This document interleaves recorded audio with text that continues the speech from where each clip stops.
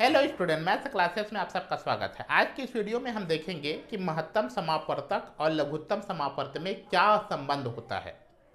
ठीक है, इससे पहले मैंने 2 वीडियो अपलोड किया है जिसमें मैंने सेपरेट बताया है कि महत्तम समापवर्तक क्या होता है और लघुत्तम समापवर्तक क्या होता है। जब तक आप उस दोनों वीडियो को नहीं देखेंगे आज का वीडियो आपको समझ में नहीं आएगा। तो आप लोगों से मेरा रिक्वेस्ट है कि आज के वीडियो देखने से पहले ये दोनों वीडियो ज़रूर देखिए, जिसका लिंक मैंने डिस्क्रिप्शन पे दे दिया है। ठीक है, तो चलिए आज का वीडियो स्टार्ट करते हैं और समझते हैं कि दोनों में क्या रिलेशन होता है। ठीक है, दोनों के बीच रिलेशन को समझने के लिए आइए हम एक उदाहरण का सहारा लेते हैं। एक एग्जाम्पल के माध्यम से हम समझते हैं कि दोनों के बीच में क्या रिलेशन होता है। 2 संख्याएं लेते हैं, मान लीजिए एक संख्या 12 है और एक संख्या 16 है। इन दोनों संख्याओं का हम गुणनफल ज्ञात कर लेते हैं। पहले सिंपली गुणा करते हैं। गुणनफल मतलब 12 गुणित 16, 12 गुणित 16 हो जाएगा 192। ठीक है, इन दोनों का पहले महत्तम समापवर्तक ज्ञात करेंगे, उसके बाद लघुत्तम समापवर्तक ज्ञात करेंगे। महत्तम समापवर्तक ज्ञात करने की 3 विधियां बताई हैं, लघुत्तम समापवर्तक ज्ञात करने की भी मैंने 2 विधियां बताई हैं। इसलिए मैं आप लोगों को बोल रहा हूं कि आज के वीडियो देखने से पहले आप दोनों वीडियो को जाकर जरूर देखें। ठीक है, तो महत्तम समापवर्तक हम ज्ञात करेंगे। आइए देखते हैं कैसे ज्ञात करते हैं। महत्तम समापवर्तक ज्ञात करने के लिए हमने भाग विधि बताई थी। भाग विधि में भी 2 प्रकार के हल करना था, उससे अपन दूसरे प्रकार से हल कर सकते हैं। 16 को भाग दे देते हैं हम 12 से, 12 एकम 12, यहाँ पे 4 बच जाएगा। जो बचा शेषफल है उससे फिर से हम इसको भाग देंगे 12 को, तो 12 को हम भाग देंगे 4 से, 12 को 4 से भाग देंगे, 4 तिया 12। ठीक है, जिससे पूरा भाग चला जाए वही इसका महत्तम समापवर्तक कहलाता है। तो 12 और 16 का महत्तम समापवर्तक कितना मिल जाएगा अपने को? मासा बराबर 4 मिल जाएगा। ठीक है, आइए अब दोनों का लघुत्तम समापवर्तक ज्ञात करते हैं। 12 और 16 का लघुत्तम समापवर्तक, इसके लिए भी हम भाग विधि का उपयोग करें। 2 से भाग दें, 2 छक्के 12, 2 अट्ठे 16, फिर वापस 2 से चला जाएगा, 2 तिया 6, 2 चौक 8, फिर 2 से चला जाएगा, 3 नहीं जाएगा, ज्यों का त्यों, 2 दूनी 4, फिर 2 से चला जाएगा, 3 नहीं जाएगा, ज्यों का त्यों, चला जाएगा 3 एकम 3, और ये 1 नहीं जाएगा, ज्यों का त्यों। तो ये लघुत्तम समापवर्तक कितना मिल जाए अपने को? 2 गुणित 2 गुणित 2 गुणित 2 गुणित 3, 2 दूनी 4, दूनी 8, दूनी 16, 16 तिया 48। ठीक है, तो 2 संख्याओं का हमने 3 चीज याद कर लिया। दोनों संख्याओं को हमने पहले गुणा किया, 12 और 16 को 192 आया। महत्तम समापवर्तक ज्ञात किया 4 आया, लघुत्तम समापवर्तक ज्ञात किए 48 आया। ठीक है, महत्तम समापवर्तक और लघुत्तम समापवर्तक दोनों को गुणा कर देते हैं, तो महत्तम समापवर्तक गुणित लघुत्तम समापवर्तक। ठीक है, महत्तम समापवर्तक 4 आया है, लघुत्तम समापवर्तक 48 आया है, तो 4 गुणित 48 भी हमारा आ जाएगा 192। आई बात समझ में? अब ये क्या रिप्रेजेंट कर रहा है? ये रिप्रेजेंट कर रहा है कि यदि हम 2 संख्याओं को गुणा करें तो भी 192 आता है, महत्तम समापवर्तक और लघुत्तम समापवर्तक को भी गुणा करें तो भी 192 आया है। अर्थात हम क्या समझते हैं, किसी भी 2 संख्याओं का जो गुणनफल है वह उनके महत्तम समापवर्तक और लघुत्तम समापवर्तक के गुणनफल के बराबर होता है।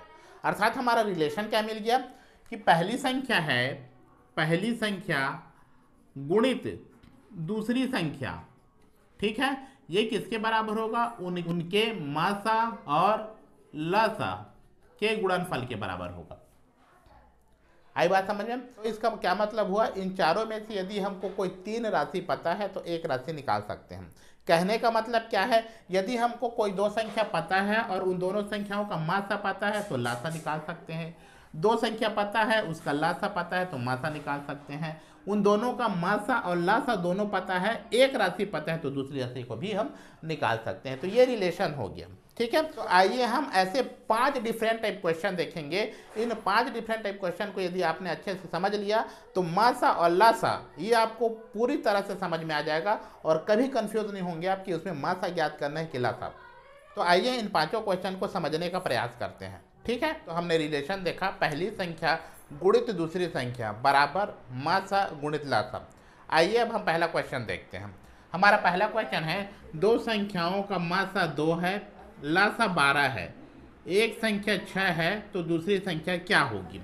ठीक है, हमको मासा दिया गया है, लासा दिया गया है और एक संख्या दिया गया है, दूसरी संख्या ज्ञात करना है। हमारे पास संबंध क्या है? पहली संख्या गुणित दूसरी संख्या बराबर मासा गुणित लासा। पहली संख्या हमको दिया गया 6, दूसरी संख्या हमको ज्ञात करना है ये लीजिए दूसरी संख्या ज्ञात करना है, बराबर मासा हमको दिया गया है 2 और लासा हमको दिया गया है 12।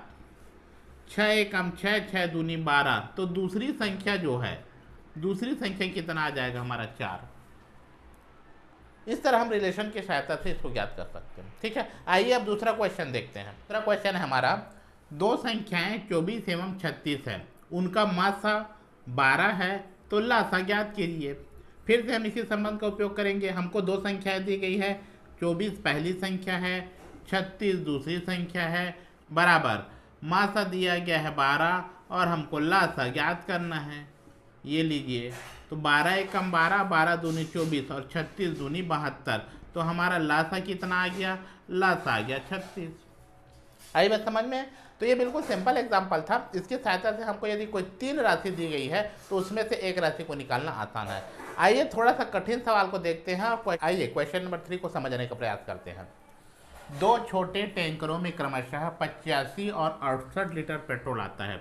एक टैंकर में 85 लीटर और दूसरे टैंकर में 68 लीटर पेट्रोल आता है। उस मापने वाले बर्तन की अधिकतम धारिता ज्ञात कीजिए जिससे प्रत्येक टैंकर का पेट्रोल पूरा मापा जा सके।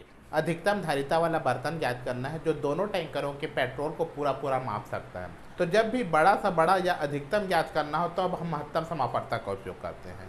तो इस क्वेश्चन को सॉल्व करने के लिए हमको क्या करना होगा? महत्तम समापवर्तक निकालना होगा। तो आइए इन दोनों का महत्तम समापवर्तक निकालते हैं। ठीक है,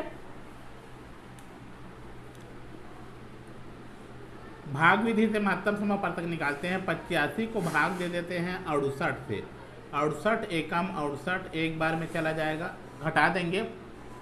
15 में से 8 गया, 7 बच गया और यहाँ 1 बच गया। अब 17 भाग नहीं जाएगा तो 17 से भाग देंगे 68 को। ठीक है, तो 17 चौक 68, 4 बार में ये पूरा भाग चला गया। 17 से ये पूर्णतः विभाजित है, 17 से ये पूरा भाग चला जाता है। इसका क्या मतलब हो गया? इन दोनों का मासा जो है, इन दोनों का मासा जो है वो क्या मिल गया हमको? 17। मतलब 17 लीटर वाले बर्तन से इन दोनों के पेट्रोल को पूरा मापा जा सकता है। और 17 क्या है? अधिकतम क्षमता वाला बर्तन है। आई बात समझ में? ठीक है, आइए अब इसको लघुत्तम समापवर्तक से कंपेयर करने की कोशिश करते हैं। ठीक है, इस क्वेश्चन को थोड़ा सा मॉडिफाई कर देते हैं। मान लो एक बर्तन है जिसकी धारिता 85 लीटर है, दूसरा बर्तन है जिसकी धारिता 68 लीटर है। तो ऐसे कम से कम धारिता वाला बर्तन क्या होगा जिसके पेट्रोल को ये दोनों माप सकते होंगे? हमारी बात समझ में? क्या बोल रहा हूं मैं? ऐसे कम से कम धारिता वाला बर्तन क्या होगा जिसके पेट्रोल को ये दोनों माप सकते हैं? कम से कम। तब हमें लघुत्तम समापवर्तक ज्ञात करना है। आइए इसको थोड़ा सा और समझते हैं। ठीक है, यदि हम इन दोनों का लघुत्तम समापवर्तक निकाल दें, 85 और 68, इन दोनों का हम लघुत्तम समापवर्तक निकालें, 17 से चला जाएगा 17 पंचे 85, 17 चौक 68, फिर 4 से चला जाएगा, 5 नहीं जाएगा, 4 एकम 4, फिर ये 5 से चला जाएगा, 5 एकम 5। तो इसका लासा क्या हो गया? लघुत्तम समापवर्तक। इसका लासा हो गया 17 गुणित 4 गुणित 5, 4 पंचे 20 और 17 दूनी 34, 340। इन दोनों का लासा 340 हो गया। 340 क्या रिप्रेजेंट करता है? 340 वह कम से कम धारिता वाला बर्तन है जिसे ये दोनों नाप सकते हैं। 85 लीटर वाला बर्तन भी माप सकता है, 68 लीटर वाला बर्तन भी माप सकता है। कम से कम धारिता वाला बर्तन है। आई बात समझ में? और 17 क्या है? 17 वह बड़ा से बड़ा बर्तन है जिससे इन दोनों को नापा जा सकता है। आ रही बात समझ में? आप दोनों को कंपेयर कर पा रहे हैं? तो इस तरह से हम दोनों को कंपेयर करके समझेंगे तो दोनों में हमें क्लियरिटी आएगी। यदि आप एक बार समझ गए कि दोनों में डिफरेंस क्या है, दोनों में रिलेशन क्या है, तो आपको कोई भी क्वेश्चन बनाने में दिक्कत नहीं होगी। ठीक है, आप मेरी वीडियो को अगर ध्यान से देखेंगे, मेरी बातों को अगर ध्यान से सुनेंगे, तो आपका महत्तम समापवर्तक और लघुत्तम समापवर्तक बिल्कुल क्लियर हो जाएगा। आपको कोई डाउट नहीं रहेगा और कोई भी क्वेश्चन बनाने में आपको दिक्कत नहीं होगी। आइए 2 और क्वेश्चन देखते हैं, उसमें और सारी चीज़ें क्लियर हो जाएंगी। ठीक है, आइए अगला क्वेश्चन को समझते हैं। ठीक है, अगला क्वेश्चन है मापने की 3 छड़ें, 16 सेंटीमीटर पहला क्षण, 20 सेंटीमीटर दूसरा क्षण और तीसरा क्षण की लंबाई है 24 सेंटीमीटर। इसमें से कोई भी क्षण का प्रयोग करके कम से कम किस लंबाई का कपड़ा पूर्ण संख्या में नापा जा सकता है। ठीक है, इसमें से किसी भी क्षण का प्रयोग कर से कम लंबाई के कपड़ा को पूरा नापा जा सकता है, ये हमको बताना है। कम से कम लंबाई का कपड़ा, तो हमको क्या निकालना होगा, यहाँ पे हमको लघुत्तम समापवर्त निकालना होगा। ठीक है, आइए इन तीनों का लघुत्तम समापवर्त निकालते हैं। ठीक, चलिए 16, 20 और 24 इसका हम निकाल लेते हैं लघुत्तम समापवर्त। 2 से चला जाएगा, 2 अट्ठे 16, 2 दाहम 20, 2 बारम 24। 2 से चला जाएगा, 2 चौक 8, 2 पंचे 10, 2 छक्के 12। फिर 2 से चला जाएगा, 2 दूनी 4, 5 नहीं जाएगा, ज्यों का त्यों, 2 तिया 6। फिर 2 से चला जाएगा, 2 एकम 2, 5 नहीं जाएगा, 3 भी नहीं जाएगा। फिर 3 से चला जाएगा, 5 नहीं जाएगा, 3 एकम 3। फिर 5 से चला जाएगा। ठीक है, तो इनका लासा हो गया, लासा बराबर 2 गुणित 2 गुणित 2 गुणित 2 गुणित 3 गुणित 5। ठीक है, इनको गुणा कर लें। 2 दूनी 4, दूनी 8, दूनी 16, 16 ते 48, 48 पंचे 240। 240 सेंटीमीटर के कपड़ा को तीनों में से किसी क्षण की सहायता से पूरा पूरा मापा जा सकता है। 240 ऐसे कम से कम लंबाई का कपड़ा है जिसको तीनों में से किसी क्षण का उपयोग करके नापा जा सकता है। आ रही बात समझ में? चलिए इस क्वेश्चन को थोड़ा सा हम मॉडिफाई कर दें और इसको महत्तम समापवर्तक से रिलेट करने का प्रयास करें। मान लीजिए क्वेश्चन कुछ ऐसा होता, हमारे पास 3 कपड़े हैं जिसके पहले कपड़े की लंबाई 16 सेंटीमीटर है, दूसरे कपड़े की लंबाई 20 सेंटीमीटर है और तीसरे कपड़े की लंबाई 24 सेंटीमीटर है। ऐसे बड़ी से बड़ी छड़ की लंबाई बताइए जो इन तीनों को नाप सकता है, बड़ी से बड़ी छड़ की लंबाई। तो हमको क्या निकालना होगा, महत्तम समापवर्तक निकालना होगा। आइए इन तीनों का महत्तम समापवर्तक निकालते हैं। ठीक है, चलिए तो ये हमारे पास है 16, 20 और ये 24। 2 से जाएगा, 2 अट्ठे 16, 2 दाहम 20, 2 बारम 24। फिर 2 से जाएगा, 2 चौके 8, 2 पंचे 10, 2 छक्के 12। अब ये 2 से नहीं जाएगा। महत्तम समापवर्तक निकालने के लिए हम क्या करते हैं, तीनों संख्याएं अगर विभाजित होंगी तभी उसको भाग देना है। 2 से नहीं जाएगी तो ऐसी कोई संख्या जो तीनों संख्याओं को विभाजित करती है तभी भाग देना है, अन्यथा रुक जाना है। आपको महत्तम समापवर्तक को डिटेल से समझना है तो मेरे वीडियो जाके आप देखिए, वहाँ आपको सारी चीज़ें क्लियर हो जाएंगी। ठीक है, तो हमारा महत्तम समापवर्तक क्या मिल गया, मासा बराबर केवल इन दोनों को लिखना है, 2 गुणित 2 मतलब ये आ गया हमारा 4। 4 क्या प्रतिशत करता है, 4 वह बड़ी से बड़ी लंबाई का क्षण है जो तीनों कपड़े को नाप सकता है। बड़ी से बड़ी, 4 से और बड़ी नहीं हो सकती लेकिन छोटी हो सकती है। छोटी क्या हो सकती है, 4 से छोटी 2 है। 2 लंबाई का भी जो क्षण होगा वो तीनों के कपड़े को नाप सकेगा।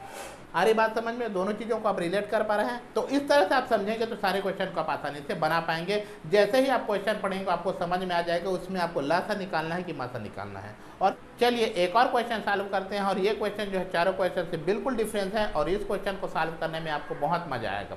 तो चलिए सॉल्व करते हैं लास्ट क्वेश्चन को।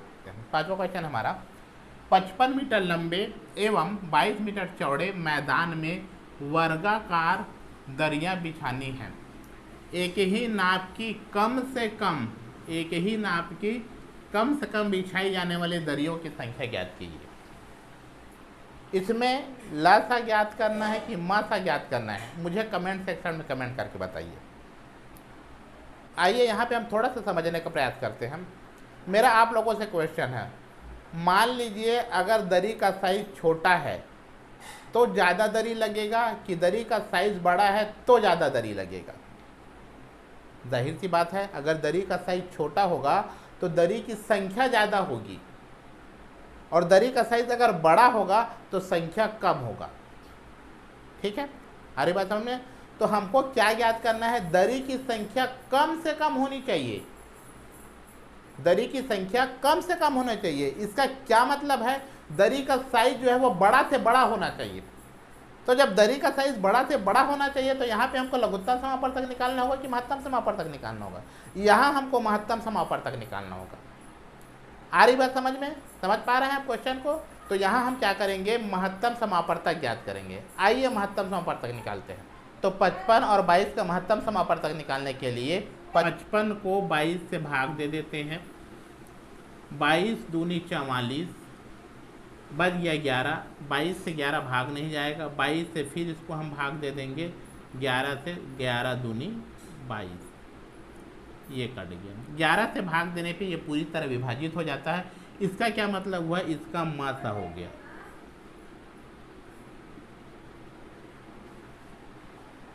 तो ये जो 11 है ये क्या प्रदर्शित करता है, उस दरी की साइज जिसको बिछाना है उसकी लंबाई 11 है, तो चौड़ाई क्या होगी, चौड़ाई भी 11 होगा, क्योंकि क्या बोल रहा है, वर्गाकार। क्या बोला जा रहा है, वर्गाकार, इसलिए उसकी चौड़ाई भी क्या होगी, 11 ही होगी। तो दरी का क्षेत्रफल क्या हो जाएगा, दरी का क्षेत्रफल, क्षेत्रफल मतलब लंबाई गुणित चौड़ाई। तो 11 लंबाई है और 11 चौड़ाई है, तो 11 गुणित 11। और उस मैदान का क्षेत्रफल क्या है, मैदान का क्षेत्रफल, मैदान का क्षेत्रफल, ठीक है। मैदान की लंबाई और चौड़ाई कितनी है, लंबाई 55 है, चौड़ाई कितना है, 22 है। तो दरी की संख्या कितनी हो जाएगी, दरी की संख्या, मैदान का जो क्षेत्रफल है 22 गुणित 55, इसको हम विभाजित कर दें 11 गुणित 11 से। 11 एकम 11, 11 पंचे 55, 11 एकम 11, 11 दूनी 22, 5 दूनी 10। तो दरियों की संख्या कितनी होगी, 10 होगी। यहाँ कम से कम देख के आपको लसा नहीं निकालना है, क्वेश्चन को पहले आपको समझना है। यहाँ पे हमको मैदान का साइज दिया गया है और हमको निकालना है कम से कम दरी की संख्या। तो भाई जब दरी का साइज बड़ा होगा तो दरी की संख्या कम होगी, तो हमको क्या निकालना है, बड़े से बड़े दरी का साइज। तो जब बड़े से बड़े दरी की साइज, बड़े से बड़ा वाली बात आ गई, तो हमको क्या निकालना होगा, मासा निकालना। आई बात समझ में, ठीक है। तो यदि आपको महत्तम समापवर्तक और लघुत्तम समापवर्तक को डिटेल से समझना है, कॉन्सेप्ट को गहराई से समझना है, तो मेरा ये वीडियो आप ज़रूर देखिए। मैंने इस वीडियो में सारी चीज़ों को बता दिया है। उसके बाद भी आपको किसी चीज़ में डाउट हो तो मुझे कमेंट सेक्शन में कमेंट करके बता सकते हैं। वीडियो अच्छा लगा हो वीडियो को लाइक करें, चैनल में पहली बार आए हैं तो चैनल को सब्सक्राइब कर दें, ज़्यादा से ज़्यादा लोगों को शेयर करें, ताकि इस टॉपिक में जिसको भी डाउट हो अपने डाउट को क्लियर कर पाएँ। तो मिलते हैं नेक्स्ट वीडियो में नए टॉपिक के साथ। Thank you.